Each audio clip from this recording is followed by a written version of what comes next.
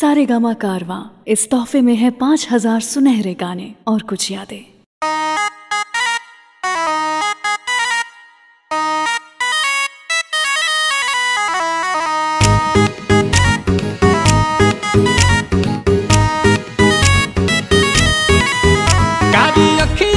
कजरा कमाल कहिलस ताकि कनखी से गजबे सवाल कहिलस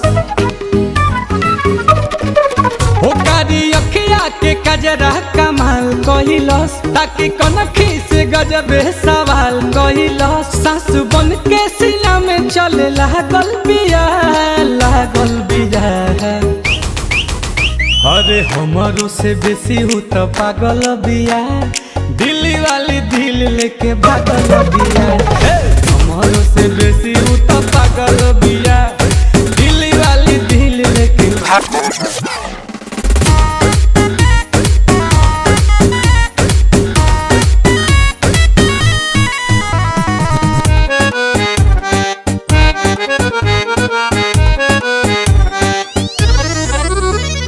दिलावा के तार तक तार खानी बहाजे मन कर चल जाही आजे अरे दिलावा के तार तक तार खानी बाजे मन कर चल जाही आजे ओठ चुना मुनिया लगेला हर मुनिया बोले ले तो सारा गम साजे कि उ तो हमारे राम जी से मांगल बिया अरे हमारो से बेसी हूँ तो पागल बिया दिल्ली वाली दिल लेके भागल बिया हमारो से बेसी हूँ तो पागल बिया दिल्ली वाली दिल लेके भागल।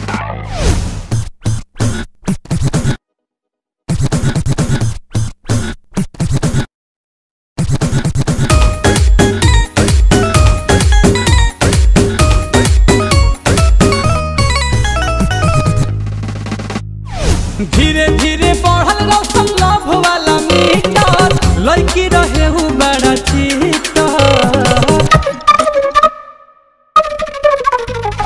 धीरे धीरे बढ़ल रौशन लव वाला मीटर लड़की रहे हूँ बड़ी चीटर आवेला ना नीन चैन छीन ले बिया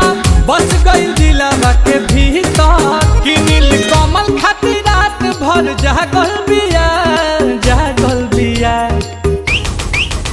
अरे हमारो से बेसी हूँ तो पागल बिया दिल्ली वाली दिल लेके भागल बिया